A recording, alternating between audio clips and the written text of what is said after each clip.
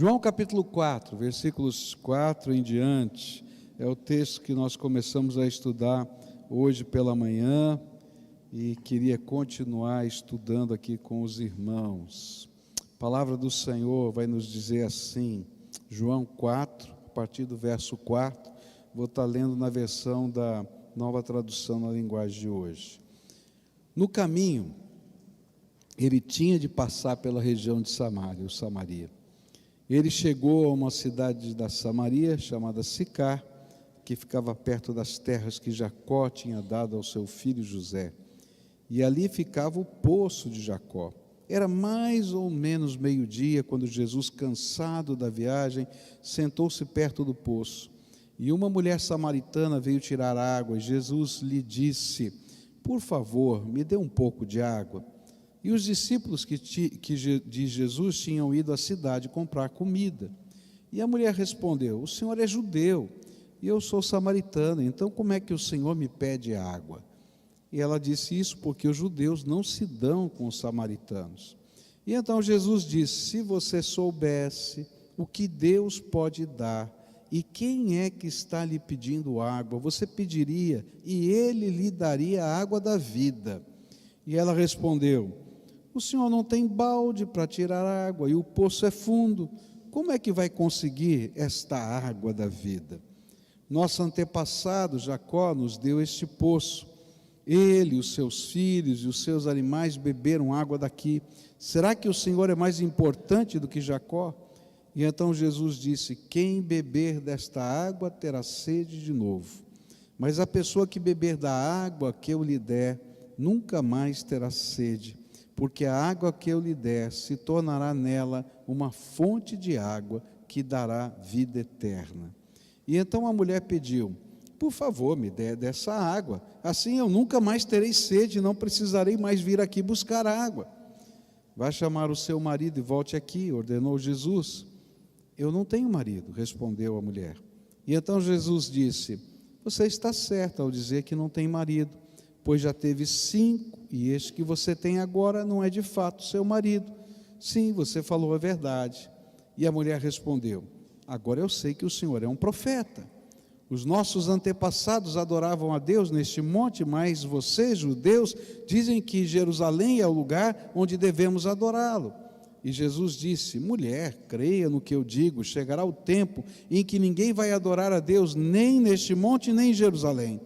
Vocês samaritanos não sabem o que adoram, mas nós sabemos o que adoramos, porque a salvação vem dos judeus. Mas virá o tempo, e de fato já chegou, em que os verdadeiros adoradores vão adorar o Pai em espírito e em verdade, pois são esses que o Pai quer que o adorem. Deus é espírito, e por isso os que o adoram devem adorá-lo em espírito e em verdade." E a mulher respondeu: "Eu sei que o Messias, chamado Cristo, tem de vir, e quando ele vier vai explicar tudo para nós." E então Jesus afirmou: "Pois eu que estou falando com você sou o Messias." E naquele momento chegaram os seus discípulos e ficaram admirados, pois ele estava conversando com uma mulher. Mas nenhum deles perguntou à mulher o que ela queria. E também não perguntaram a Jesus por que motivo ele estava falando com ela.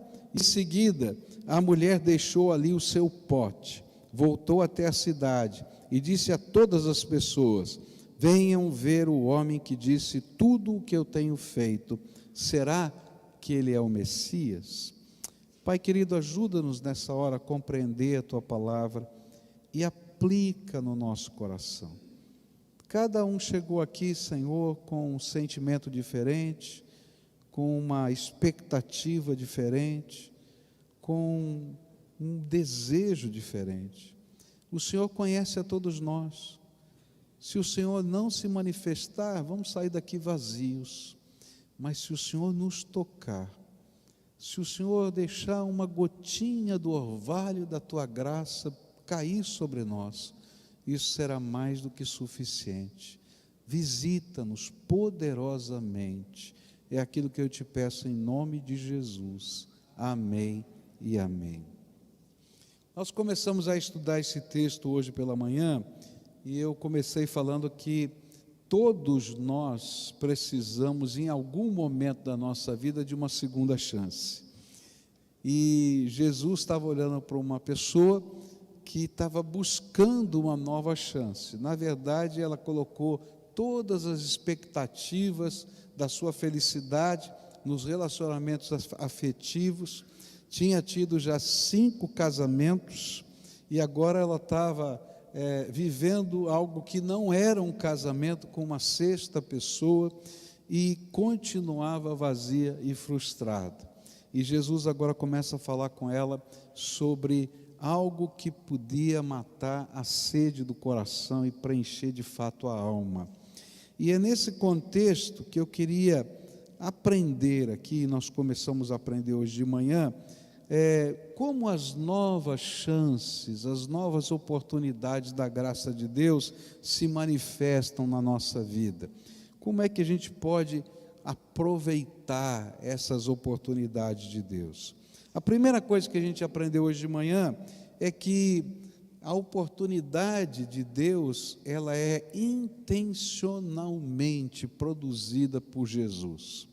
E Jesus deixa claro isso quando ele disse que ele tinha que passar por Samaria. E a gente lá, estudando o costume dos judeus, vai dizer, não era o costume passar por Samaria. Ele tinha que passar em Samaria porque havia uma mulher que precisava de uma segunda chance, que precisava de uma bênção, e ele tinha um propósito na vida daquela mulher. Depois continuamos a estudar esse texto e aprendemos que às vezes Deus se depara conosco, visita-nos poderosamente, porque precisamos dessa chance.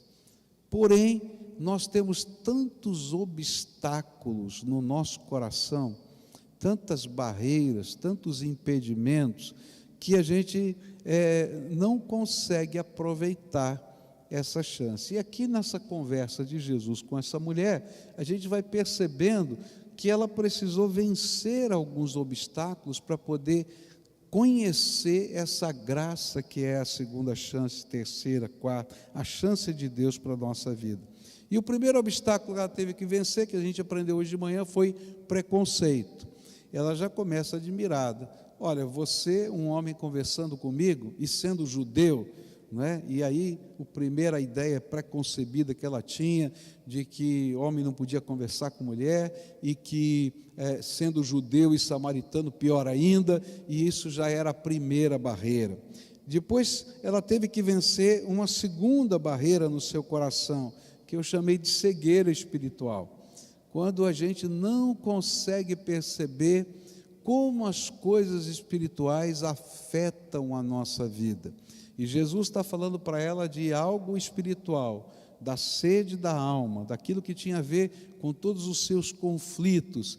E ela estava olhando para balde e poço. Ela não conseguia entender como é que as coisas espirituais podiam afetar a sua vida. Mas eu queria agora à noite continuar olhando, porque ela teve que vencer uma terceira barreira no seu coração.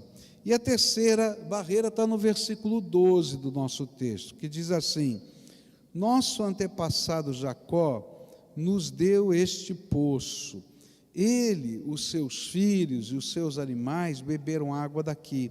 Será que o Senhor é mais importante do que Jacó? Terceiro obstáculo na vida dessa mulher para ela poder abraçar a graça de Deus foi a tradição religiosa que ela guardava no seu coração. E a ideia que estava na mente dela é assim: pode vir algo melhor de Deus para a minha vida, além do que o nosso pai Jacó nos deu? Afinal de contas, não é? Nós recebemos esse poço do pai Jacó, a bênção da água está aqui, a nossa religiosidade veio dali. Será que tem algo melhor do que aquilo que eu já recebi na minha herança? E muitos de nós temos medo de viver, na verdade, a nossa própria experiência com o Senhor, especialmente quando ela colide com as tradições que a gente guarda na nossa vida, no nosso coração. Mas a gente vai ter que entender que a sede da alma, a necessidade do nosso coração, ela só é suprida quando nós vivemos a nossa própria experiência com Deus. Talvez pessoas que você ama já tenham vivido experiências profundas com Deus, mas elas são delas, não suas. E simplesmente você ter recebido uma herança religiosa não satisfaz o coração. Eu preciso viver a minha fé, o meu encontro com o Senhor. Eu preciso matar a minha sede. E o que estava acontecendo com essa mulher, depois a gente vai ver mais adiante, é que ela estava arraigada a algumas coisas que não conseguiam preencher o coração dela. Eu me lembro uma vez que fui fazer uma visita, e essa senhora estava enferma, pediu para uma vizinha dela se um pastor poderia ir na casa dela. E eu cheguei naquela casa e vi assim, durante a minha entrada, ela estava no quarto e a família foi me conduzindo até o quarto para a gente orar por ela, porque ela estava enferma. A gente podia ver muitos símbolos de fé espalhados pela casa toda.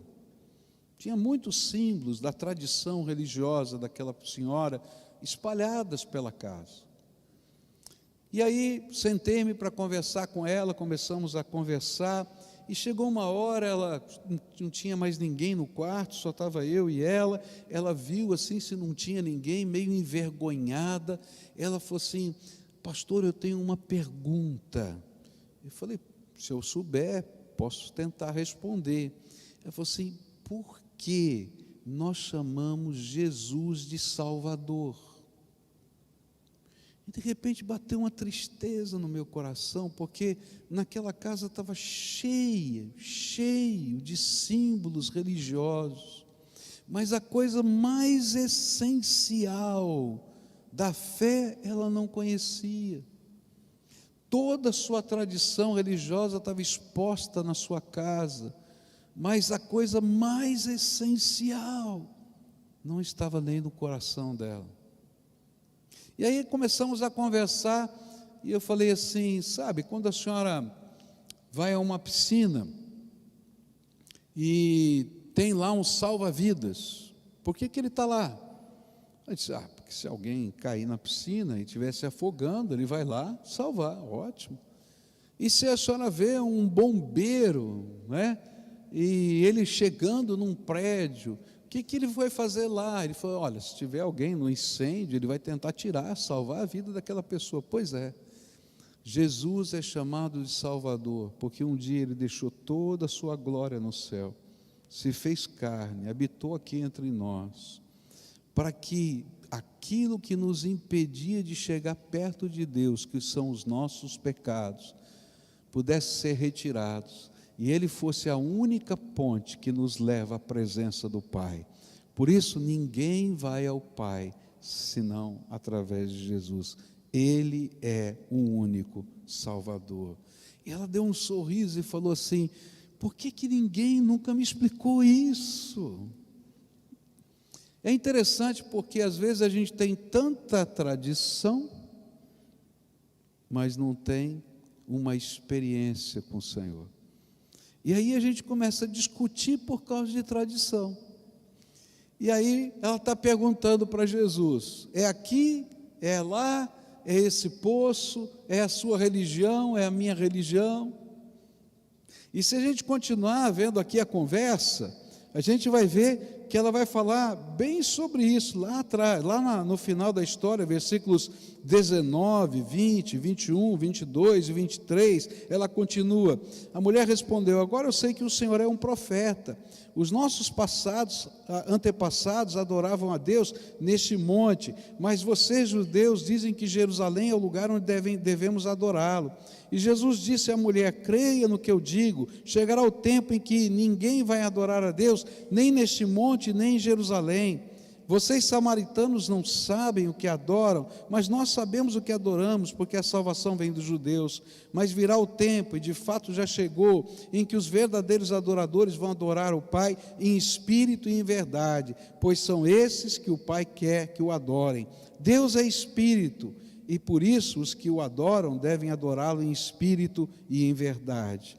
E aí, depois que a tradição eclodiu, Poço de Jacó, ela começa a bater um papo com Jesus. E na verdade ela está dizendo: tua religião é minha. Agora, você já ouviu conversa assim? Né? Às vezes a gente começa a brigar por causa de tradição religiosa, a gente fica brigando, a tua igreja é minha igreja, e a gente esquece da essência. Ora, nós estamos brigando aqui porque na minha tradição, o lugar da adoração, onde está o Poço de Jacó. Na sua tradição, o lugar da adoração é lá em Jerusalém. Aí Jesus vai dizer para ela: olha, a tradição lá está correta, porque a salvação vem dos judeus, porque Deus está preparando o caminho para toda a humanidade. Mas a verdade é que vai chegar um tempo em que não vai ser nem lá, nem aqui, vai ser dentro do coração. E ele diz: o tempo para isso já chegou, em que os verdadeiros adoradores vão adorar a Deus em espírito e em verdade. E aqui tem duas coisas tão simples. A verdadeira adoração não está num templo. Você pode entrar num templo e ir embora e sair igualzinho como entrou. E fala a verdade, não conta para ninguém não. Já aconteceu várias vezes isso, né? Fala a verdade. Você veio, sentou, foi embora, sei, não senti nada, não ouvi nada, não vi nada. Não é assim? Por quê? Porque não é o lugar. Não é esse templo. Não é aquele templo. É o que tem dentro do nosso coração. E Jesus está dizendo: olha, nem vai ser lá, nem vai ser aqui. E é interessante porque Jesus estava profetizando. Alguns anos depois, o templo de Jerusalém seria destruído e nunca mais ele foi reconstruído até os dias de hoje. Você vai a Jerusalém, não tem o templo. Tem aquilo que eles chamam de Muro das Lamentações, onde eles choram a não existência do templo. E Jesus estava dizendo: nem vai ser aqui, nem vai ser lá, mas vai ser onde? Dentro do coração. Onde o Senhor vai colocar dentro da nossa alma o verdadeiro templo. E é uma coisa tão linda, que a Bíblia vai prometer algo extraordinário. Ele vai prometer que algo que não acontecia no passado iria acontecer através de Jesus. Que todo aquele que invocar o nome do Senhor vai ser salvo. Que todo aquele que invocar o nome do Senhor e o buscar em espírito e em verdade vai se tornar no templo do Espírito Santo. Sabe, tem uma coisa extraordinária que acontece quando a gente tem um encontro vivo, transformador com o Senhor Jesus. Deus abre as janelas dos céus, derrama o seu Espírito Santo, e o Espírito Santo vem e habita dentro do nosso coração, e coloca um selo, uma marca de propriedade, e dali em diante está escrito. A gente não consegue ver com os olhos da carne, mas o mundo espiritual vê. Está escrito lá: Filho de Deus, amado de Deus, selado por Deus. E a Bíblia diz: o maligno não lhe toca, porque não pode chegar perto, porque tem a marca do Senhor. E a palavra de Deus vai acrescentar e vai dizer assim: vocês têm a unção do Santo, e a unção do Santo vai ensinar-lhes todas as coisas.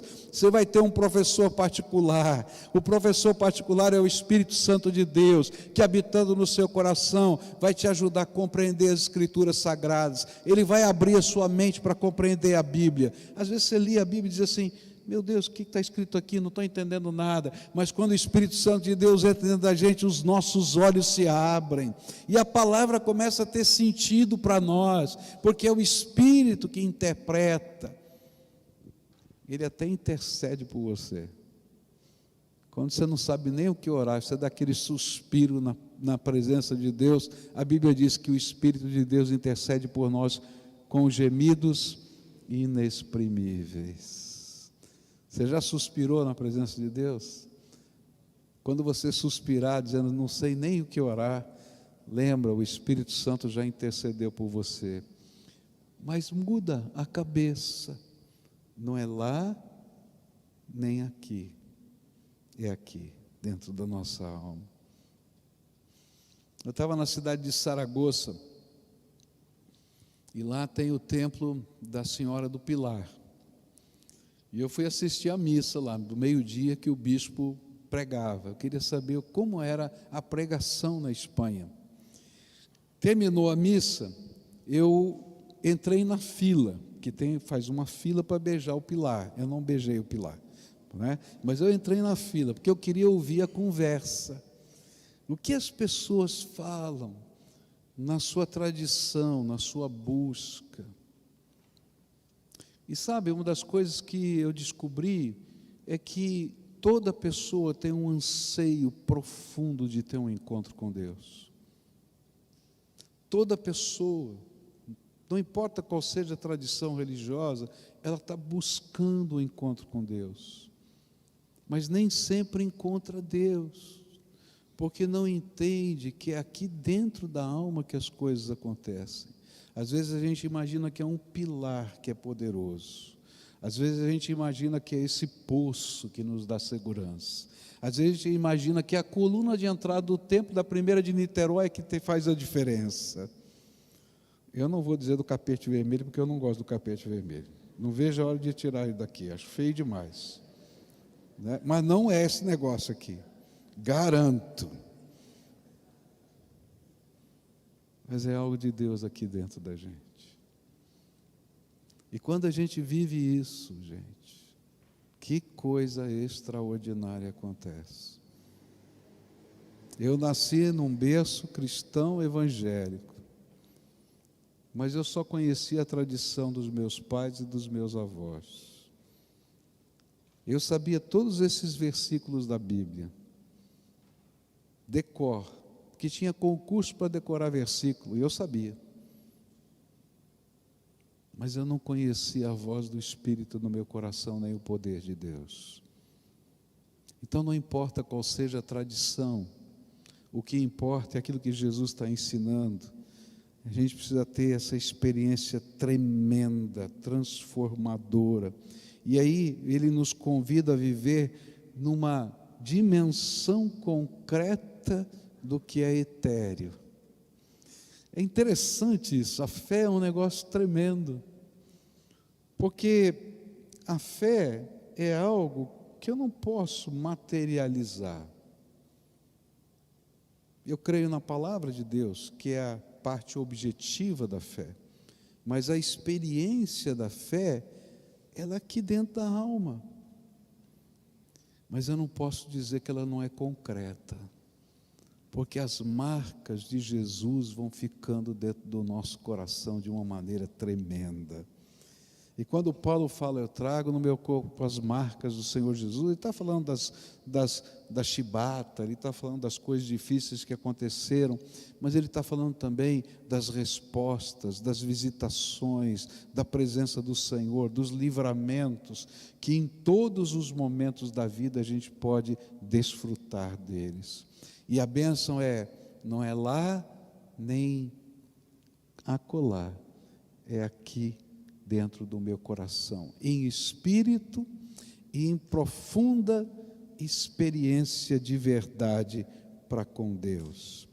Muito bem, mas ela teve que vencer não apenas a tradição religiosa que estava dentro dela e com os seus conceitos e as suas crenças, mas uma outra arma de defesa que às vezes vem no nosso coração.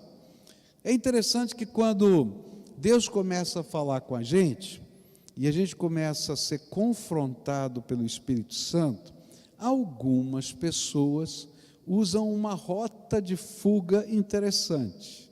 E olha só qual foi a rota de fuga que essa mulher teve. Versículo 15, ela diz assim: então a mulher pediu: por favor, me dê dessa água, assim eu nunca mais terei sede e não precisarei mais vir aqui buscar água. Quando o assunto ficou sério demais, o obstáculo levantado pela mulher samaritana foi a ironia. Você já percebeu que algumas vezes, quando você é tocado, você está sendo confrontado pelo Espírito a respeito das suas necessidades espirituais mais profundas, você também usa a ferramenta da ironia?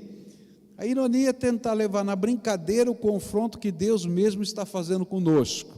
E a gente faz uma piada, né, daquilo que Deus está tocando no nosso coração, que Ele está mexendo na nossa alma. E a gente começa a brincar com aquilo. Tá bom, tal. E a gente sai pela tangente. Essa mulher disse assim: se você é tão bom assim, que é capaz de dar a água da vida, e essa água não mata a sede, então eu quero dessa água, porque eu tenho que vir aqui da minha casa, que não tem água encanada, né, buscar a água aqui, carregar meu pote, né, é pesado. Pô, maravilha, me dá logo essa água, não vou precisar mais dela. Mas ela estava fazendo piada. Às vezes a gente brinca com coisa séria. Você já brincou com coisa séria? Tem gente que quando fica nervoso dá risada. Não é assim? E não sabe por que está rindo. Mas quando o Senhor confronta a nossa vida, a gente tem que parar de brincar. E a gente tem que começar a viver aquilo que Deus tem para a nossa vida. E se hoje o Espírito Santo estiver trabalhando no seu coração, não caia na tentação de fazer piada daquilo que Deus falou com você, porque não vale a pena. Não brinca com coisa séria, porque Deus tem algo maior para fazer na tua vida. Um dia o meu neto chegou na minha casa, me pegou pela mão e falou assim: vovô, hoje eu quero ter uma conversa de adulto com o senhor. Tá bom. Daí me levou lá para uma outra sala que eu tinha lá, ficava sozinha lá, separada quase da casa, para ter uma conversa de adulto. Eu vou falar baixinho aqui, não posso falar, senão vai dar muita confusão isso aí, né? Que ele estava falando de coisas do coração dele na escola. Deu para entender? Não posso falar mais nada, senão eu vou ter briga lá em casa, né? Conversa de adulto. Sabe, às vezes a gente precisa ter uma conversa de adulto com Deus, onde a gente precisa abrir o coração e deixar Deus tratar a nossa alma. Quando Jesus começou a tratar aquilo que era o buraco no coração daquela mulher, que a levou a casar 5 vezes e ser amante de um 6º homem, ela saiu com a ironia, porque ela não queria que Deus tratasse o coração dela. É mais fácil brincar do que resolver. Mas Jesus não se conforma com isso. E aí Jesus a confronta. Versículos 16, 17 e 18. Ele em seguida diz para ela assim: vai chamar o seu marido e volte aqui. Mexeu na ferida. Vai buscar o seu marido e volte aqui. Ela não podia buscar o seu marido, porque ela era amante de um homem. E naquela hora aquele homem devia estar na sua casa, com a sua família. E ela responde para Jesus: eu não tenho marido, respondeu a mulher. E então Jesus disse: você está certa ao dizer que não tem marido, pois já teve 5, e este que você tem agora não é de fato seu marido. Você falou a verdade.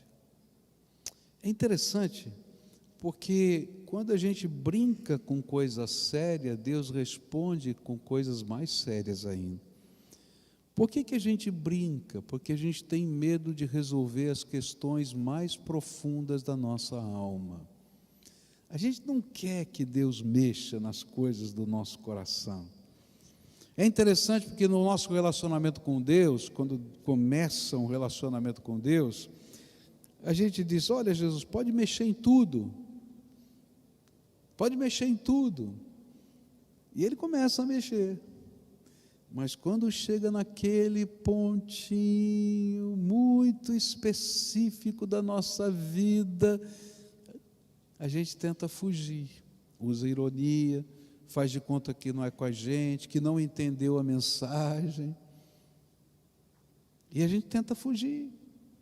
Mas o Senhor vai lá e coloca o dedo na ferida. Por quê? Porque Ele nos ama e Ele tem um plano tremendo para a nossa vida. E se a gente não enfrentar as coisas mais importantes da nossa vida, nunca vai haver conserto.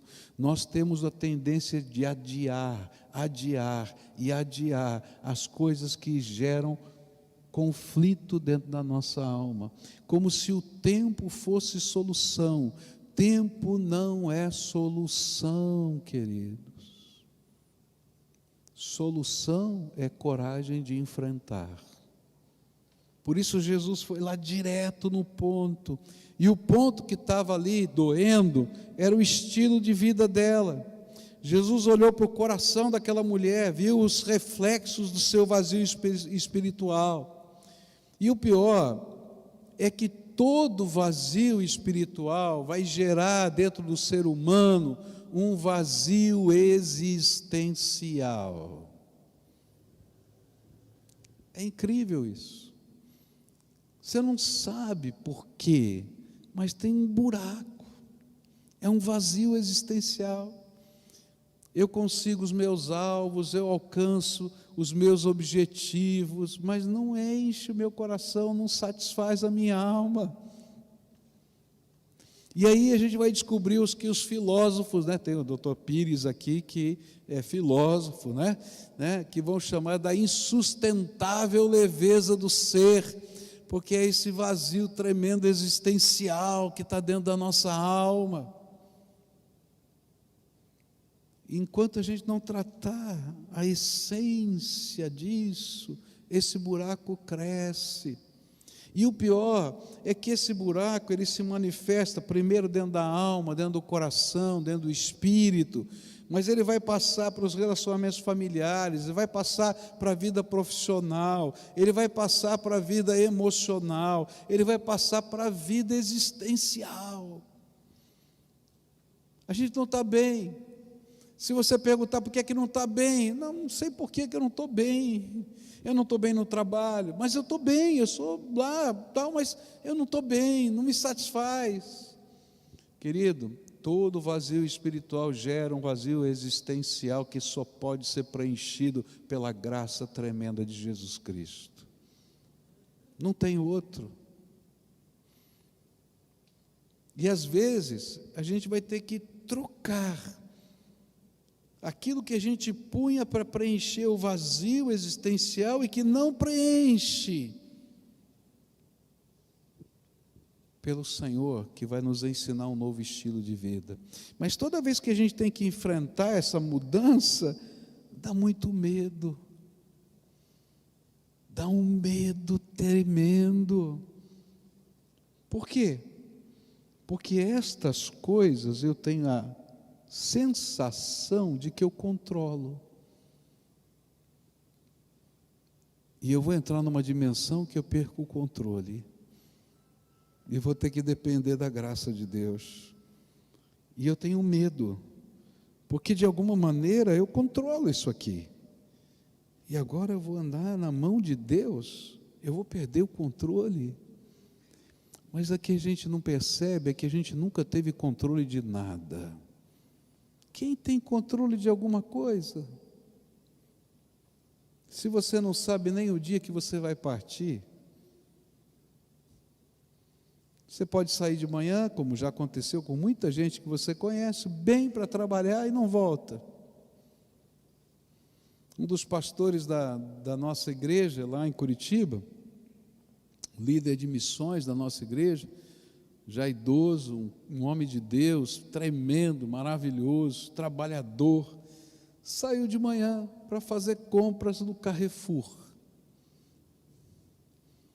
estava fazendo compras no Carrefour, quando de repente teve um ataque fulminante cardíaco, caiu morto no Carrefour.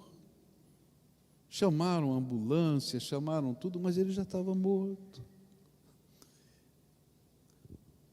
Quem planeja? Quem tem controle? Você não tem controle de absolutamente nada. Aquilo que você acha que tem controle pode mudar do dia para a noite para você. Eu conheci um senhor que entrou numa depressão profunda, um alto funcionário de uma grande empresa multinacional, se aposentou, começou a pegar todos os recursos que ele tinha para fazer investimentos. E ele era bom em investimentos, a sua história, a sua carteira era maravilhosa, a vida inteira. Mas ele não fez uns bons investimentos. E de repente, do dia para a noite, ele perdeu tudo, ou quase tudo. E aí esse homem estava lá, na sua casa, desesperado, dizendo: agora sou velho, não vou conseguir reconstruir nada do que eu fiz, porque isso aqui era a minha vida toda, minhas economias da vida toda. Como é que eu vou lidar com o meu futuro? Você nunca teve controle de absolutamente nada, você depende de Jesus. Toda a sua competência não funciona. E aí Jesus vai lá e mexe nesse negócio. Mulher, você não está feliz. E por mais que você tente, não está dando certo. 5 tentativas de construir o seu afeto foram completamente fracassadas. E agora um relacionamento de adultério. Isso era um segredo que foi revelado por Deus, porque Deus é o dono de toda a verdade, Ele conhece todas as coisas. Por isso ela diz: agora vejo que tu és um profeta. Muito provavelmente essa era a razão porque ela estava ao meio-dia buscando água, para não se encontrar com as outras mulheres. E muitos, na hora da confrontação com o seu estilo de vida e os seus pecados, fogem desse encontro com Deus. Mas Jesus foi ao encontro desta mulher e a ensinava que, se nós nos aproximarmos dEle, da maneira que nós estamos, é Ele quem nos ajudará a reconstruir a nossa vida. É interessante que Jesus não falou para ela: vai lá, resolve a tua vida e volta aqui para continuar comigo. E tem alguns que imaginam isso: não, primeiro eu tenho que resolver minha vida, pastor, depois eu volto para o Senhor. Não, querido, primeiro você vai para Jesus, e Jesus vai te ensinar a viver uma nova vida. E é Ele que vai construir junto com você os novos momentos, a nova história, a nova visão de vida. Não tem outro jeito. Porque se você quiser continuar no controle, você já perdeu o controle. Mas quando a gente entrega a nossa vida ao Senhor, Ele faz toda a diferença. Não permita que o seu estilo de vida se torne o maior obstáculo para aquilo que Jesus quer fazer no seu coração. Às vezes nós ficamos presos ao passado, a dores da alma. Às vezes nós ficamos presos à nossa história. Às vezes nós ficamos presos na nossa tradição. Às vezes nós ficamos presos nos nossos conceitos, nos nossos pensamentos. Mas às vezes nós ficamos presos nos nossos pecados. Porque eles parecem pequenas tábuas de salvação, mas que na verdade não podem nos salvar e só fazem nos sofrer mais. E aí Jesus, que está vindo com o bote salva-vidas, diz: sobe aqui. Só que tem uma coisa: não dá para entrar no bote salva-vidas se a gente não deixar aquele pedaço de madeira flutuando na água. E às vezes a gente quer entrar lá carregando tudo que vem. A gente diz: Senhor, está aqui, eu preciso entregar na tua mão, me mostra o próximo passo. E a gente confia na graça de Deus. E é Ele que vai fazer diferença na nossa vida. E sabe, é tão tremendo Porque até esse momento a gente está andando na dimensão do que eu posso fazer. Mas a partir desse instante a gente vai entrar na dimensão do poder de Deus na nossa história. E é algo tremendo, porque os milagres de Deus começam a acontecer na nossa vida, e a gente vai caminhando. Eu não sei como é que vai a sua vida, né? Mas eu queria colocar para você o último obstáculo que eu vejo aqui. Está no versículos 25 e 26 do nosso texto. Diz assim: a mulher respondeu: eu sei que o Messias, chamado Cristo, tem de vir, e quando ele vier, vai explicar tudo para nós. E então Jesus afirmou: pois eu que estou falando com você sou o Messias. E o próximo obstáculo era saber sem viver. Ela disse assim: eu sei que quando o Messias vier, ele vai explicar essas coisas para a gente. Eu sei.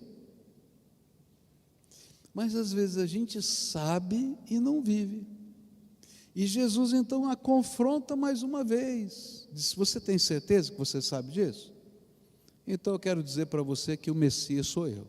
E estou explicando para você o que você tem que viver e fazer. E nessa hora, ela tinha que escolher se ela continua querendo saber sem viver ou saber vivendo. Porque às vezes a gente sabe tudo, sabe o que tem que fazer, sabe o que não pode fazer, sabe o que é bom, sabe o que é mal, já tem tudo na cabeça. E eu vou dizer, tem muito crente afastado que sabe todos os versículos da Bíblia de cor. E quando é confrontado ainda recita: Senhor, eu me lembro da tua palavra que diz isso, aquilo outro. Só que não vive. E aí o Senhor vem lá e visita a gente e diz assim: está na hora de você tomar uma decisão. Porque não adianta só saber, você tem que viver. As coisas têm que mudar aí na tua vida. E sabe o que acontece no final dessa história? Aquela mulher que estava focada no poço e no pote, deixa o pote nos pés de Jesus. E ela sai e vai para lá, para a sua comunidade.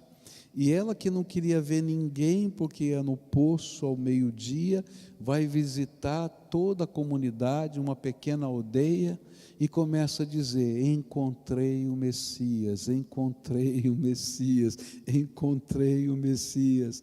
E é tão poderosa essa palavra, que Jesus decide ficar mais 3 dias ensinando aos samaritanos a respeito da vida eterna, da água da vida, porque tinha uma mulher que foi capaz de deixar o pote e se comprometer com aquilo que ela aprendeu, que o Messias estava do lado dela. Não tem jeito, queridos. Se você quer ter uma experiência profunda com Deus, certamente obstáculos vão surgir. Faz parte da dinâmica da fé. Não tem outro jeito. Andar pela fé é transpor obstáculos. Você já viu aquela corrida nas Olimpíadas? Tem, né? Corrida com obstáculos. 100 metros com barreira, 200 metros com barreira, não é? Ele tem um alvo, ele quer chegar lá na frente, mas ele tem que correr e saltar barreiras. E ele não pode deixar de saltar as barreiras. Ele tem que transpor as barreiras. Na vida espiritual e na vida da fé, é uma corrida com barreiras. O Senhor diz para a gente: vem, filho, vem, porque eu tenho algo para a tua vida, eu tenho algo especial para fazer com você, e eu creio nisso, e aí eu estou correndo, mas tem uma barreira, e eu vou ter que esticar a minha perna para saltar aquela barreira. E eu não sei se você já viu nas Olimpíadas essa corrida, porque nem todo mundo salta a barreira do mesmo jeito. Tem alguns que nem encostam na barreira, tem outros que vão derrubando todas. Não tem problema, pode derrubar. O que não pode é ficar parado no caminho. é chegar no alvo. E sabe, quando Jesus começa a trabalhar no nosso coração e esses obstáculos se levantam, eu tenho que saltá-los. Se é a minha tradição, se é a minha ironia, se, enfim, é o meu materialismo, a minha maneira de enxergar a vida, os meus valores, não importa, eu preciso viver algo tremendo com o Senhor Jesus. Agora quero dizer uma coisa, para isso, eu tenho que deixar o pote, porque você não vai saltar barreiras carregando o pote na cabeça. E eu tenho que focar no alvo. Você quer isso mesmo? A ponto de deixar qualquer coisa aos pés de Jesus para Ele tratar para você? Quer mesmo? E a ponto de se comprometer com Ele, até para enfrentar o seu passado e a sua vida, porque não deveria ser muito fácil para aquela mulher bater de casa em casa e dizer: encontrei o Messias.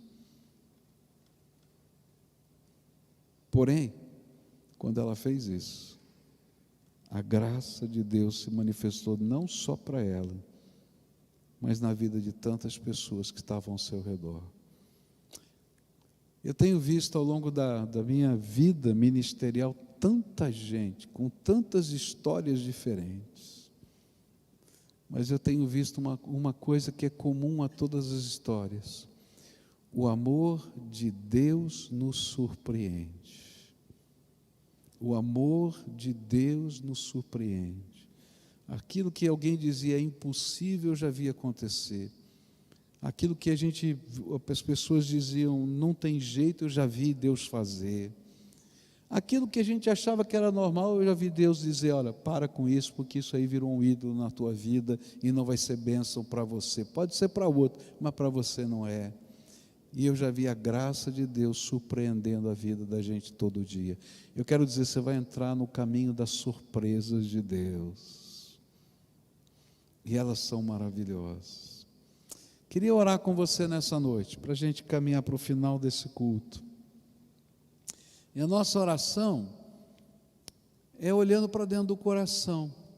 Minha pergunta para você é: tem barreiras que você precisa saltar hoje?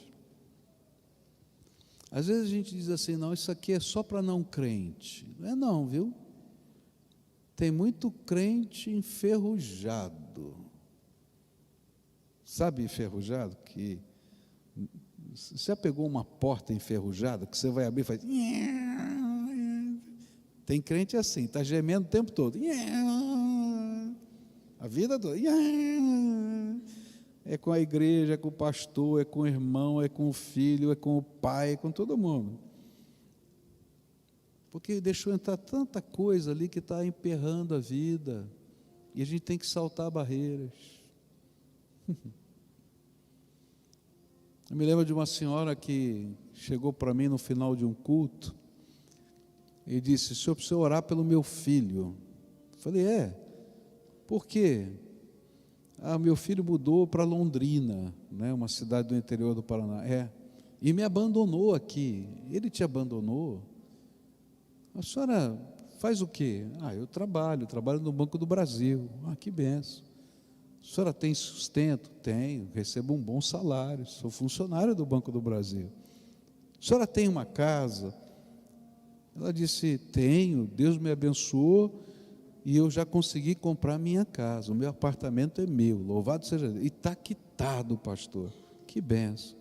O que o teu filho está fazendo lá em Londrina? E ela disse: ele casou e trabalha lá. Ele te abandonou? Minha irmã, a senhora precisa liberar teu filho. A senhora não entendeu que a senhora não criou um filho para a senhora criou para Jesus e para a vida. Segue a tua vida e para de ser crente que fica rangendo. Porque a gente não está tratado aqui dentro. Aí até as coisas que são simples e normais parecem pecado contra a gente. Tem muito crente rangendo, Tem muito crente que nunca viveu o poder de Deus na sua vida. Está na igreja há muitos anos e só conhece uma tradição religiosa. Não aprendeu a principal lição, que é em espírito e em verdade. Porque quando aprender essa lição, vai mudar. Tem muito crente que não tem propósito na vida. Você vive para quê? Qual é o alvo da tua vida? Onde você quer chegar? Eu tenho uma oração todo dia. Eu digo sempre para Deus, todo dia: eu quero ser mais produtivo para o teu reino na minha velhice do que fui até hoje. Esse é o meu propósito. E quanto menos tempo eu tenho, porque eu sei que a vida está passando, mais pressa eu tenho. E quem trabalha comigo sabe que é verdade. Eu boto o pé no acelerador. Por quê? Porque eu tenho um propósito. E você, qual é o teu propósito? Onde você quer chegar? Qual é o teu alvo? Deus quer tratar todas as áreas da sua vida. Tua área afetiva, tua área espiritual, tua área profissional. E Ele tem bênçãos para todas as áreas. Mas a gente tem que deixar Ele ser o Senhor de todas as áreas da vida. E não tentar ter o controle de tudo. Tem muita coisa que eu não tenho controle. Na verdade, eu não tenho controle de nada. Mas eu sei quem tem o controle. E então eu vou falar com Ele. E aí Ele vai manifestar o seu poder. E coisas que a gente não pode fazer, Ele começa a fazer. Respostas de oração começam a acontecer. Revelação de Deus vem. Ele abre a porta, mostra uma frestinha e diz: vai por aqui. E você vai olhar por aquela frestinha. Você não sabe o mapa, não, porque Ele não vai te dar o mapa, porque Ele disse: eu sou o caminho. Você tem que segurar na mão dele. Mas Ele vai segurar na tua mão e vai dizer: vem comigo. E você vai entrar por aquela frestinha. E você vai ser pleno e feliz, porque a graça de Deus vai estar na tua vida. Nessa noite eu queria orar com pessoas a quem o Espírito Santo está dizendo: você tem alguns obstáculos aí, mas quero ajudar você a vencer. E você vai trazer isso na presença do Senhor. Assim como aquela mulher levou o pote e deixou aos pés de Jesus.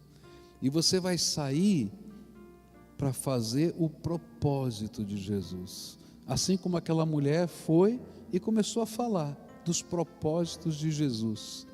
O Messias eu encontrei. O Messias eu encontrei. E olha, pode parecer uma coisa tola, simples demais, porque um outro obstáculo que vem na nossa mente é imaginar que é simples demais, que é um reducionismo isso. Experimenta as coisas simples e grandiosas de Deus na tua vida, você não vai se arrepender. Então, se você é a pessoa a quem o Espírito Santo está falando, hoje, é hora de você fazer algumas entregas. Lembra daquela canção, Tudo Entregarei? É fácil cantar. Entrega o teu controle, entrega o teu medo, entrega a tua tradição, entrega o teu pote e diz: eu quero experimentar em espírito e em verdade o que tu tens para mim. Se você é essa pessoa que está aqui, eu vou convidar você para orar junto comigo, para você vir aqui à frente para orar. E eu sempre digo por que esse momento do apelo é tão significativo. Não é por causa do tapete vermelho que está aqui, não, pode ter certeza. Nem é por causa do pastor. É porque se a gente não é capaz de ouvir a voz do Espírito e obedecer num templo, na hora de oração, a gente não vai obedecer em nenhum lugar. Então não se engane de novo. Então, se Jesus está falando, vem para cá, em nome de Jesus, vem para cá. Eu quero orar por você. Deixa os teus obstáculos ali aos pés de Jesus, os teus medos, as tuas inseguranças. Fala aqui.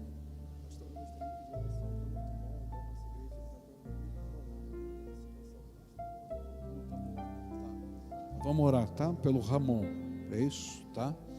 Tem gente da família aqui, você sabe, você tem?